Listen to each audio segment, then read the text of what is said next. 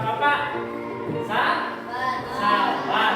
Nah, untuk kali ini kita akan mempelajari kisah teladan Luqman. Kisah teladan Luqman juga manfaatnya adalah bisa kita teladani juga sikap-sikapnya, sikap baiknya untuk dipraktekkan dan diamalkan pada kehidupan sehari-hari. Nah, kemudian pada kisah teladan Luqman ini tujuan pembelajarannya kita mempercayai kebenaran, sikap rendah hati dan juga dapat mengetahui dan menganalisa kisah teladan Luqman ini. Oke, sebelum masuk ke materi, silakan siap-siap kopi dulu, dan lain sebagainya. Buku dan pensil ataupun pulpen.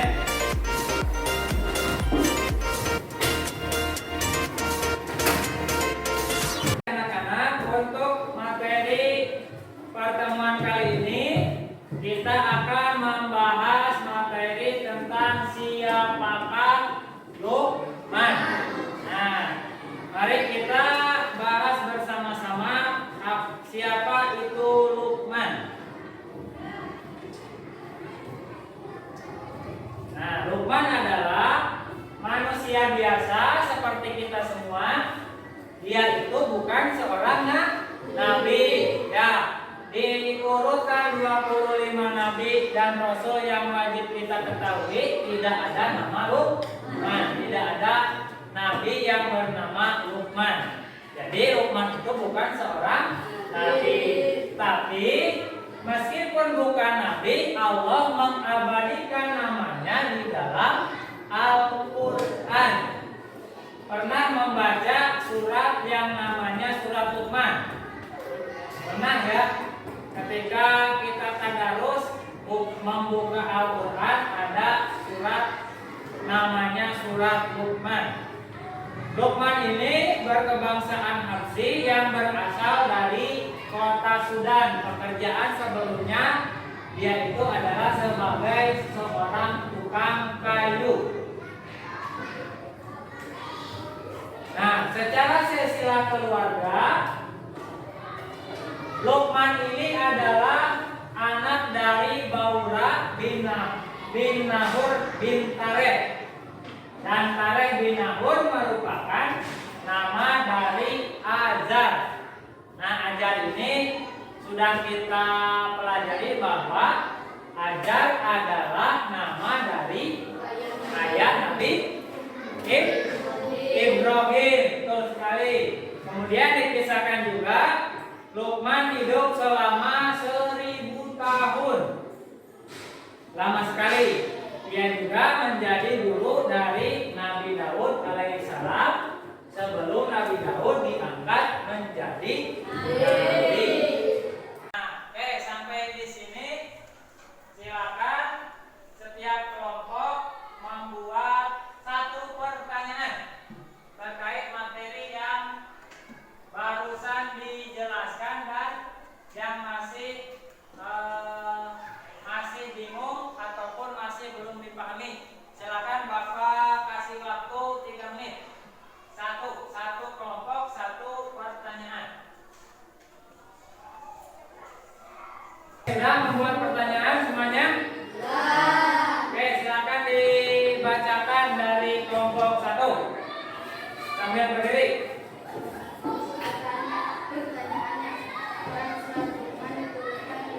Oke, Quran surat Luqman diturunkan di mana? Kelompok 2, nanti kita bahas dan cari jawabannya ya.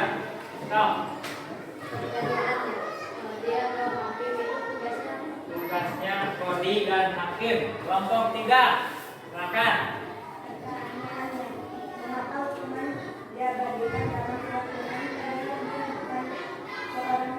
Nah, diabadikan dalam Al-Quran padahal dia bukan seorang nabi. Oke, terakhir kelompok 4.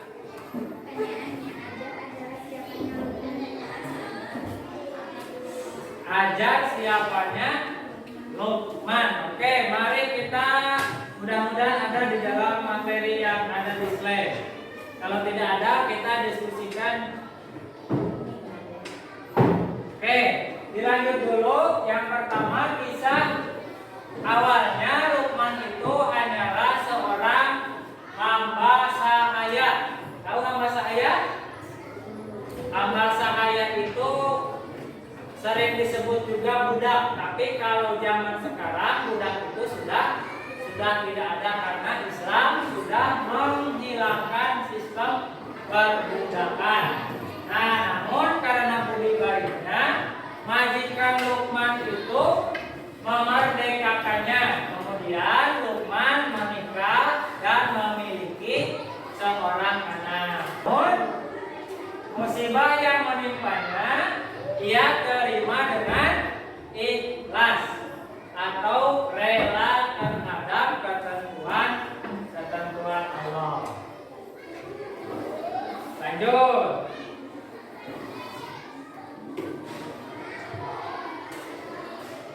Nah, karena kesalehan dan budi baiknya, Luqman menjadi manusia pilihan Allah yang mendapatkan hikmah. Nah, tadi pertanyaan dari kelompok 3.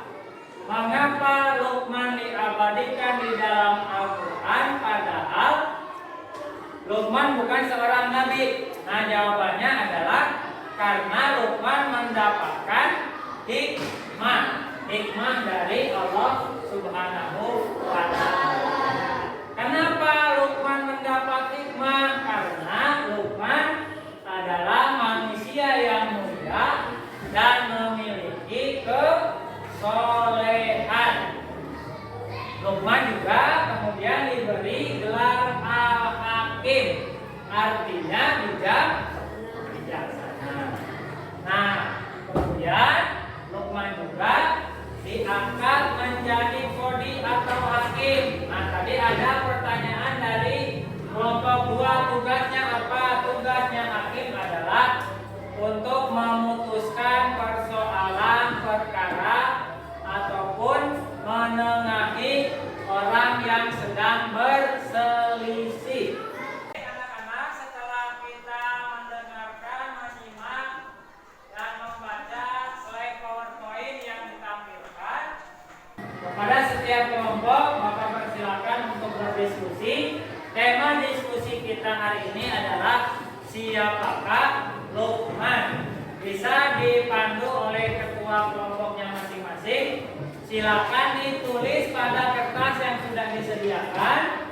Satu kelompok cukup satu hasil diskusi.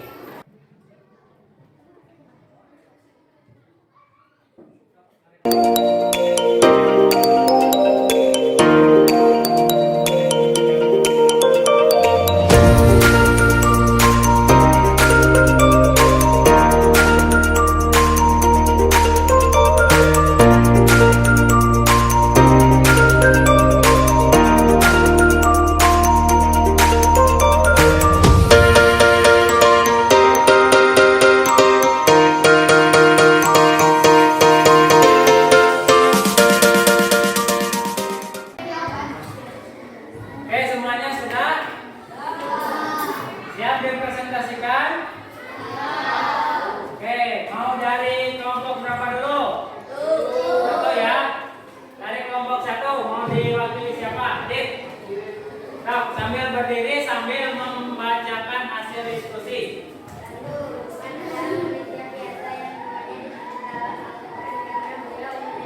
Kelompok 2, Sandi, silakan sambil berdiri.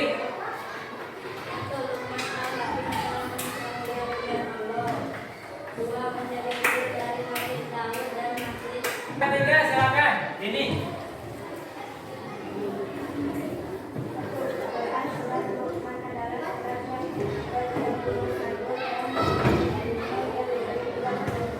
Kelompok 4, Pinjayani.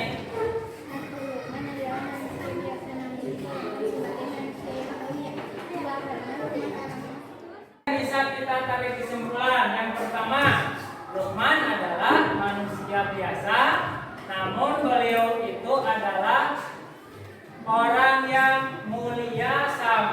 sampai diabadikan di dalam Al-Quran. Padahal bukan seorang nabi, tapi beliau diabadikan oleh Allah di dalam Al-Quran namanya. Kemudian Luqman juga menjadi orang yang memiliki kebijaksanaan, ditandai dengan gelar namanya. Apa gelarnya? Al-Hakim. Kita sudah membahas materi yang pertama tentang siapakah Luqman. Kalian juga sudah belajar berdiskusi dan membuat pertanyaan sebagai bentuk dari berpikir kritis. Jadi untuk tugas di rumah kita akan mengerjakan PR untuk dikerjakan di rumah, ya? Kerjakan dan akan kita bahas pada penjelasan ataupun pertemuan berikutnya. Untuk materi kali ini kita cukupkan sekian, dan disiplin juga akan membentuk kita sebagai seorang anak yang rajin. Kita tutup pembelajaran kali ini dengan membaca doa.